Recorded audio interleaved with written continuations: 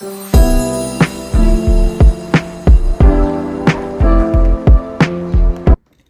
guys, and welcome back to our channel. I'm running solo this weekend, but just gonna be me and you.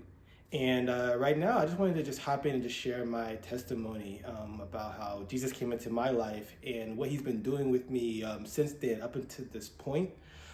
Just things I've been going through, just all the blessings and struggles that I've been juggling ever since. So, going into it, I was someone who had a great family. I still have a great family, mom, dad, sister. And on a spiritual aspect of it, we definitely did go to church. I think at best, though, we were going maybe, once every other week at best. Sometimes there would be periods where we didn't go at all, and things like that. And I wouldn't know if we're going to go to church unless, I heard my dad shower, in their bathroom, and that's when I knew we were going on a Sunday. Other than that, it was just hit or miss. And so I always had a very, lukewarm relationship. We were the type of family that, when we went, we were just chilling, listening to the message. If it was good, it was good. But if the pastor was saying anything amazing and everybody else was hooping and hollering, we were just chill for the most part. But I was just taking it in, just processing it. I can say that ultimately I was agnostic, if you can't tell just by even how I talk. I'm a very analytical guy. I'm not someone who, I need evidence of things. I need hard facts, something visual at the very least. So I always grew up going into my teens, going into college as someone who was someone who needed that evidence. I would see people just have a very spiritual experience when they're in church. The pastor would say, Jesus died for your sins, or something crazy. People would just feel all sorts of emotions and feelings. They would cry because they were experiencing something. And I was sitting in the pew just thinking, what is this? I'm not experiencing anything. I'm not seeing anything. I knew that I was missing something in this, but I couldn't put a finger on it. But because of this, I still maintain a pretty happy life. I wasn't going through a lot. Once again, I had a great family, didn't need for anything. I had, issues with maybe relating to certain kids in school. And so, there was some bullying that happened. Those were some of maybe the harder parts of my life. Things weren't too crazy, but on a intellectual level, I knew that something was missing because I saw other people experiencing God, Jesus, the way I wasn't. And so fast forward, I went to college at NC State, and I would go to church once again every other week at best. I would use that Sunday that I didn't go to chill because school was hard, play some video games and everything. But I went to church regardless because it just felt like I needed to do it. It was just a habit. And I was just going, found some good friends and all that stuff. But I was eventually invited by my friend Ryan Davis, and he was a year above me. And we were leaving one of our math classes, and we were just walking, and he was just talking to me. And at the time I was zoned. I was thinking about something, I don't know what. And when I zoned back in, I realized he was talking to me, and I think he may be sharing the gospels with me or something, but I didn't really catch it. But he did invite me to a small student service that his campus ministry has every Thursday.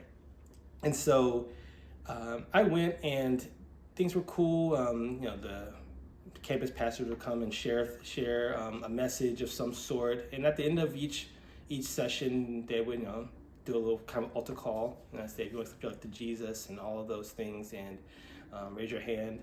And I didn't do it for a while, but as I was being around them and just seeing, I guess, how they carried themselves in terms of how how happy they seemed and blessed they seemed. And once again, I was fine. I wasn't an unhappy person by any means. I will say this, I was more angry at times. I didn't handle stress as well. circumstances that happened, whether school was going crazy or if I had an embarrassing moment, I wouldn't get angry outward towards other people, but I would get angry inward, and I have a lot of anxiety, a lot of just uneasiness and intensity, and I would be hard on myself in a lot of situations. But seeing how some of these guys were, and once again, me reflecting on the people all throughout my years in the past, of how they are experiencing Jesus, I knew I was missing something. Like I said, I had to figure out what was going on. And also me being agnostic, I remember when I was a teenager, I was having what would you call it, a discussion about whether God existed or not with my cousin. And she shared something with me that stuck with me. Once again, it was just a thought, but it was in the back of my mind. Sorry for a fly, but she said, you can talk about whether heaven or hell is real or not, but at the end of the day, what if you're wrong? Now, I know for some people that's a little too harsh, but that stuck with me. I was like, what do I have to lose? What do I have to gain? And that stuck with me for quite a few years going into college. And so it was one fateful Thursday when, my campus minister, he shared his message, had an altar call, and he shared his story, and then he asked, if you want to accept Jesus into your life. At this point, I was like, look, I don't know if any of this is real. I don't know if any of this exists. But I raised my hand because I felt like I had nothing to lose. And so if this is all fake and everything, I'll find out and I'll just go on with my life. If not, hey, this could be something amazing. So I raised my hand, and I guess verbally accepted Jesus in my life. It was very, it was a very formal situation, but thankfully, one of the other campus ministers approached me afterwards and he asked to disciple me. I said, sure. And it was through there that we started to, go through the word. It started to become more alive to me, explaining certain things that intellectually I didn't understand.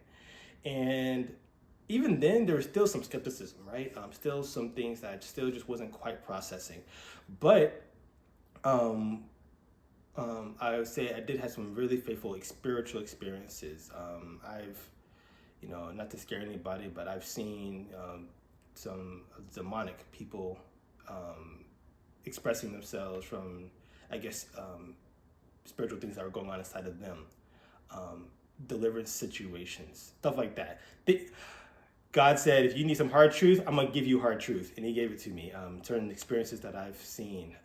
And I've seen, I've seen demons cast out. I've seen people healed. I've seen a lot of hard evidence, things that I wouldn't be able to explain on a scientific basis. But on a spiritual aspect, it let me know that there was more to life than what I was visually seeing.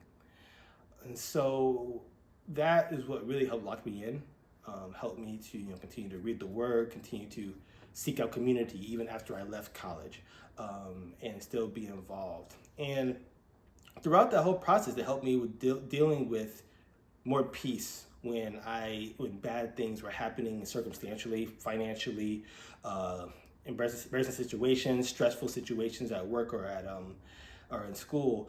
I was able to handle them a lot better, and I was like, wow, I've had a peace that I'd never had before. And it was quite the journey. Going through this time, I was praying for, my wife, and in college, I was afraid that I would never find somebody. And I know for a lot of us who are older, sometimes we're like, when we're so young, we're so anxious. But I was anxious about maybe not finding a girlfriend, or because I never found anybody in college. But going into grad school, I had heard God tell me clearly that it was going to be a while. And I was okay with that. I knew I had a lot of things I had to work on maturity-wise, things I wanted to make sure things were good financially. So God had been guiding me through that phase, and he allowed me to grow and be able to learn how to deal with handling my experiences with other people, dealing with rejection, things that I still might struggle with today even. ministering to me on how to handle my finances, how to communicate with people, how to once again handle stress. And as I've grown, and also just preparing me as a man, someone who can support a family, someone who can support children, someone who can lead others as well. And this is how I feel like God's really been taking that time to really prepare me for where I am right now. Now, happily married, no kids at all yet, but I think that where I am right now, serving in church and all those things, God has really provided a type of avenue for me and really ministered to me. Once again, my story isn't as dramatic as maybe you might hear from others, but it doesn't. I know it doesn't have to be. Your story is your story.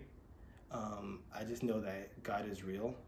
God does heal. He does deliver, and for someone like me, He provides all the answers that I need.